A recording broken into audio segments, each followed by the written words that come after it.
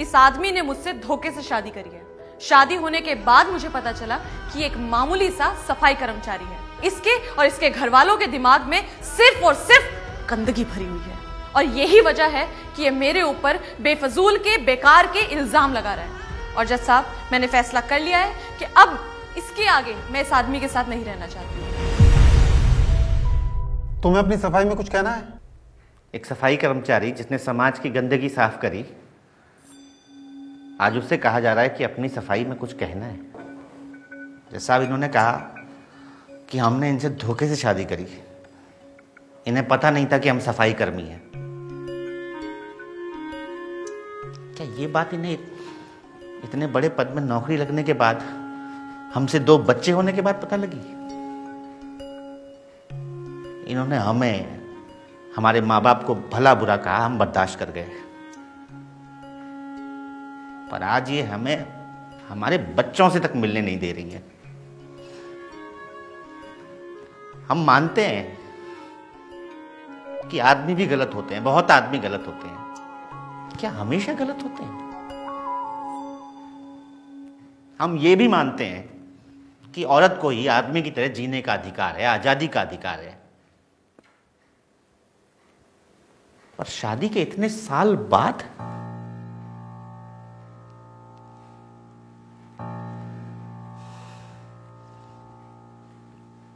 कहने को बहुत कुछ है जज साहब, पर बस इतना ही कहेंगे कि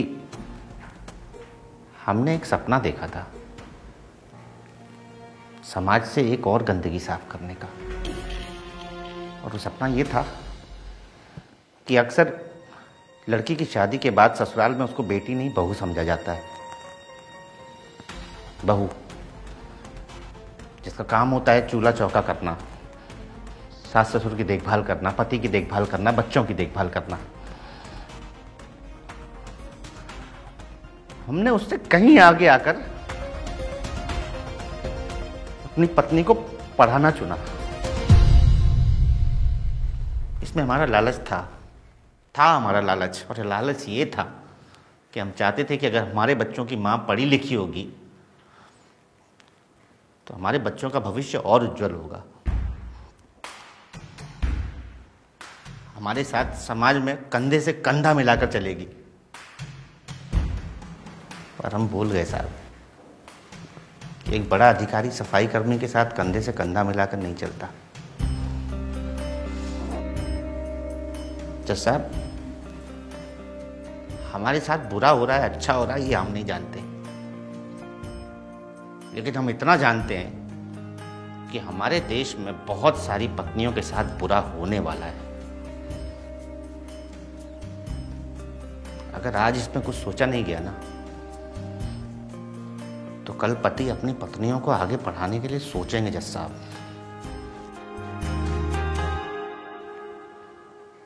हम सफाई कर्मचारी हैं, हमें इस बात पर गर्व है। ये भूल गई कि इनकी आगे की पढ़ाई का पैसा वही सफाई कर्मचारी के पैसों से आया था। वो फीस उसी तनख्वाह में से भरी गई थी।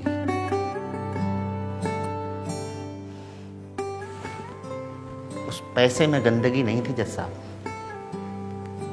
इनके दिल में मैल था। और हम पूरा शहर साफ करते रहे, मगर इनके दिल का मैल साफ नहीं कर पाए।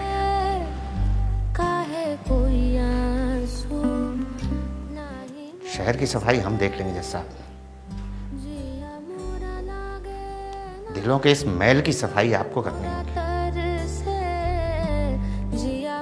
वरना बहुत सारी औरतें अपने अधिकार से वंचित हो जाएंगी जज साहब।